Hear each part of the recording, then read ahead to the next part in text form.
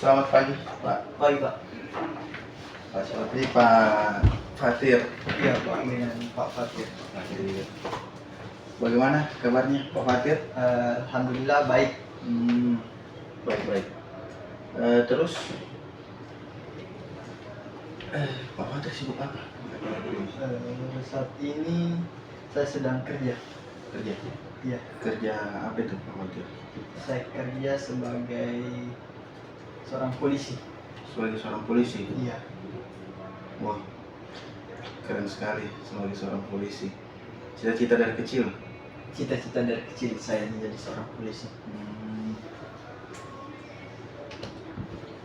Kamu bangga jadi polisi, Pak? Bangga. Terus, apa yang membuat Pak Fatir ini datang ke sini? Ada permasalahan apa yang Pak Fatir ini? Iya. Mungkin boleh cerita terkait ini. Jadi pekerjaan saya itu kan berhubungan dengan masyarakatnya. Saya biasa turun langsung melakukan sosialisasi.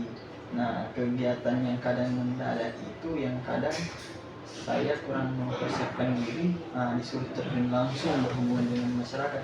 Kadang itu saya merasa cemas, begitu timbul rasa cemas dalam diri saya. Cemas. Ya, cemas ya. Ya, Terus?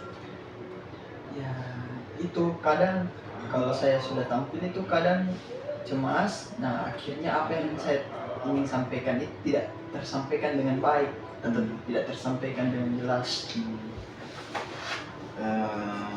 Apa sih yang kira-kira membuat kamu ini Pak Fatir merasa cemas? Apakah ada ketakutan yang muncul dari dalam dirimu atau bagaimana? Kalau berbicara tentang ketakutan ya pasti ada, tapi ketakutannya itu dalam hal takut salah, takut salahnya. Gak enak juga sama atasan gitu. Nah, itulah yang membuat saya cemas. Kamu pernah tampil? Tampil pernah.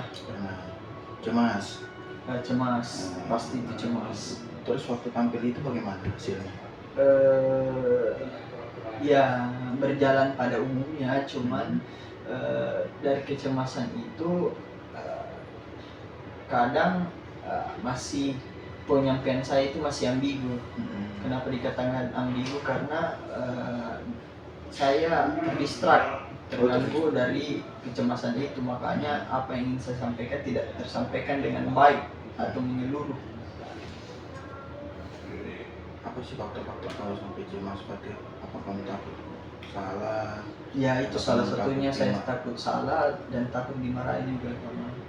Kamu punya jejak ini ya, pengalaman dimarahi sama komandan atau sama siapa ketika kamu melakukan salah? Ya pernah, kalau pernah. Pernah. Ya. Kapan itu? Kadang kalau maksudnya tidak siap untuk tampil begitu misalnya, atau tidak siap kalau ada yang diperintahkan. Kalau tiba-tiba ini ya? Iya, betul. Kadang ada kegiatan yang tiba-tiba begitu mendadak. Bentuk dimarahinnya itu seperti apa sih? Sampai kamu terbawa sampai cemas seperti itu?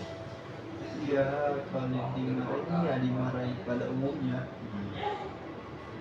Marahi pada umumnya? Bagaimana itu? Marah maksudnya, kamu kok begini begitu,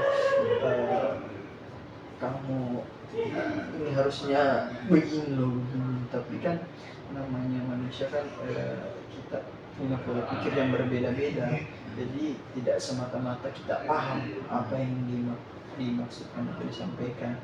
Jadi kadang perintah yang jelas pun kadang masih salah, apalagi perintahnya itu tidak jelas, yang masih menggantung. Itulah yang membuat kadang saya bingung, cemas, timbul sekali cemas karena dari perintah yang tidak jelas. Nah, saya ini mau apa? Gimana begitu? Kalau salah dimarahi, kalau bertindak pun takut salah, kita pasti kena lagi, Iya. marah lagi. Iya. Jadi maksudnya ketika melaksanakan sesuatu yang jelas saja kadang salah, kadang salah, apalagi perintahnya masih belum jelas arahnya. jelas. Nah, kita bertindak nanti menurut kita salah, Sudah bertindak tetap salah. nanti kita inisiatif salah, tidak inisiatif salah juga, nanti yang membuat kamu selalu merasa cemas. Merasa cemas itu berdampak nggak ke seharianmu ketika kamu tahu bila kamu bakal disuruh tampil? Bagaimana kamu manage itu? Kalau biar bicara berdampak secara psikis maupun psikologis itu sangat berdampak pasti. Kadang kecemasan itu datang, rasa lapar saya otomatis hilang. Yang awalnya saya lapar, saya tidak. Jadi maksudnya istilahnya yang awalnya saya lapar, jadi lapar itu kayak tersingkir oleh rasa cemas, saking besarnya rasa cemas itu. Kemudian susah buang air besar, tapi gampang buang air kecil. Buang air kecil justru sering ketika saya merasa cemas. Kemudian rasa dingin maksudnya dingin dalam artian perasaannya gitu, kondisi psikisnya. Terus lemah kayak merasa letih, kayak habis bekerja keras, padahal kalau dibilang bekerja keras kayak kuli bukan, cuman lelahnya di lelah mental. Jadi memang rasa cemas itu mempengaruhi kelelahan mental saya kira-kira. Jadi itu yang membuat Pak Fatir datang ya untuk konsultasi terkait Betul. itu. Pak Fatir ini sudah cerita nggak ke seniornya, ke temannya terkait kecemasannya ini, terkait bagaimana pimpinannya ke Pak Fatir? Kalau sudah cerita nggak ke orang lain? Kalau biasa cerita enggak sih, saya kadang memendam saja, tipikal orang yang memendam dan menerima. Dan baru memukul. Menerima. Bagaimana caranya kau salurkan itu ketika seperti itu, untuk menerimanya bagaimana? Penyalurannya kadang ya banyak cara penyalurannya, cuma tetap berdampak kalau secara fisik itu terlihat.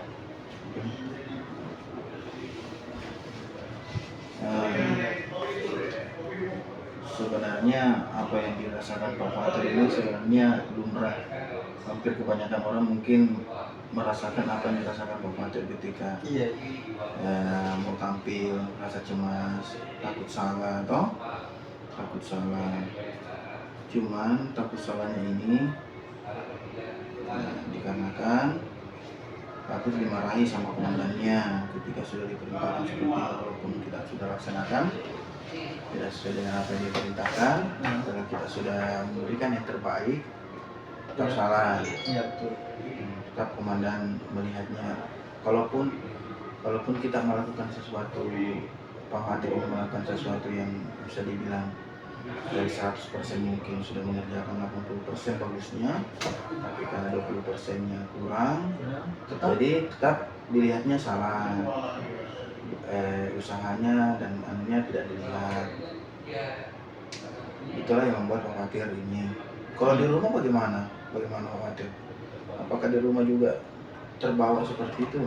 Apakah kalau di rumah saya lebih rileks? Berarti di rumah ketegangan itu walaupun ketegangan itu otomatis timbul pada saat saya ke kantor. Jadi langsung kayak mode tegang begitu saat ke kantor. Beda halnya pada saat pulang. Jadi karena mungkin terbiasa merasa cemas, alhasil kadang bangun tidur ke kantor itu jadi susah untuk bangun karena rileksnya sekali. Karena takut ke kantor. Mungkin di kantor itu perasaannya jantung selalu dik-dik begitu, cemasnya, tingkat cemasnya yang tinggi, stresnya yang tinggi. Nah, itulah pengaruhnya. Sementara di rumah luar biasa berbanding terbalik.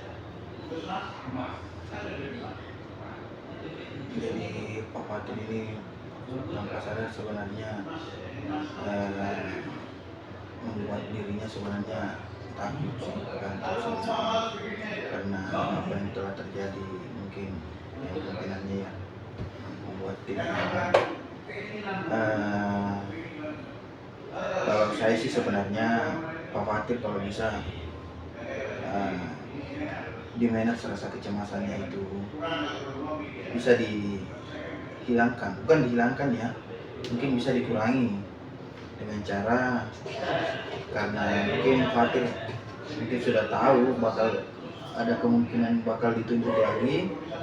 Nah, boleh belajar dari kesalahan dengan cara ketika khawatir tahu ada kegiatan atau beberapa hari lagi akan ada kegiatan apa seperti apa, mungkin khawatir bisa ini mempelajari materinya terlebih dahulu tanpa disuruh. Jadi ketika kita punya wawasan terkait materi tersebut, ketika kita dipanggil naik, kita akan sudah siap apapun yang terjadi, dan kita juga harus merasa ini ya, kita juga harus merasa, kalau menurut saya sih kita harus berpikir ini bahwa apa yang dilakukan orang itu kita tidak bisa kendalikan. Iya betul. Kita tidak bisa mengendalikan apa yang orang nilai dari kita. Kita cuma bisa menilai atau mengendalikan apa yang ada pada diri kita, yaitu dengan cara kita perbanyak lagi pengetahuan kita terkait psikologi, terkait materi-materi, karena materi-materi ini kegiatan ini cuma berulang. Supaya kita tidak dilarang lagi, kita harus menambah value kita terkait materi-materi psikologi, tanpa sadar, walaupun mungkin tidak tahu materi apa yang akan kita sampaikan, tapi awalnya sudah pede, karena kita merasa saya sudah belajar, saya kemarin tahu, dan mungkin seiring waktu berjalan, mungkin 2-3 kali mungkin waktu yang tampil, rasa cemas itu seiring waktu nanti akan melihat, dan tampil itu sebenarnya juga seperti ini bikin kecanduan, itu sesuatu bikin kecanduan. Jadi ketika khawatir merasa cemas ketika tampil, pola pikirnya diubah. Saya kalau tidak tampil, saya merasa tidak cemas. Saya merasa cemas ketika saya tidak ditunjuk, ketika tidak ditunjuk untuk tampil. Nah, coba dibalik, karena khawatir pasti sudah 80% bisa kemungkinan bakal ditunjuk. Jadi harus afirmasi terus di kepalanya, masukkan, saya akan kecewa ketika bukan saya yang ditunjuk naik. Jadi tanpa sadar rasa kecemasan itu hilang.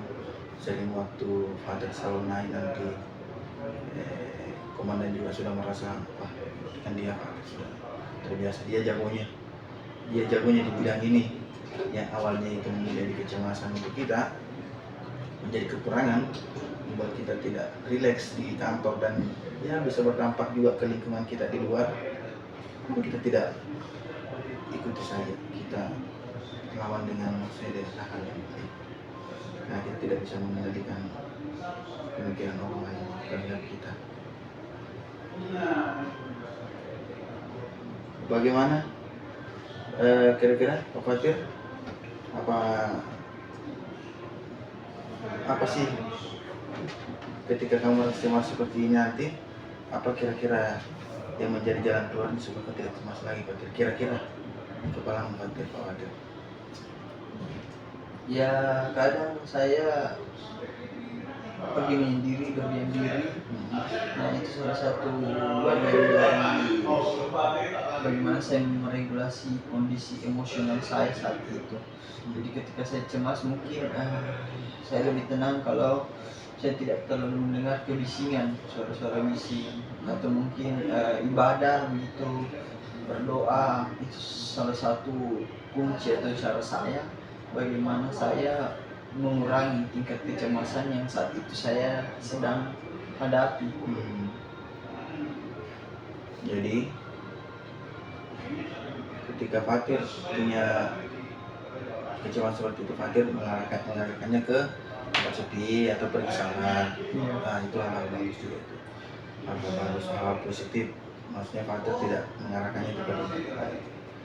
Mungkin saran dari itu bagus sekali, sebenarnya bagus sekali, karena itu jauh mendekatkan kita kepada Yang Maha Kuasa, dan energi positifnya itu maksudnya hal negatif tadi, kecemasan itu dia keluarnya ke hal yang positif. Dia tidak pergi ke tempat minum, beli apa barang-barang bagus itu.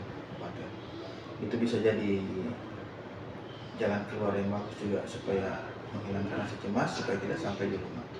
Dan apa yang saya sampaikan tadi juga bisa juga jadi salah satu opsi Pak Fatir, supaya selanjutnya rasa cemasnya bisa jadi hilang, tidak bukan berkurang lagi, malah hilang.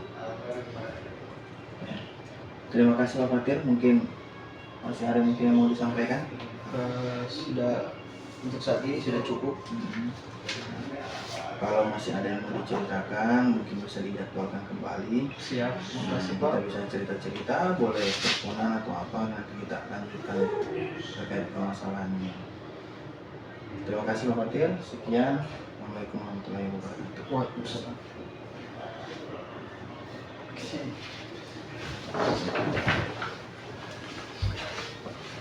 Jancu Bang.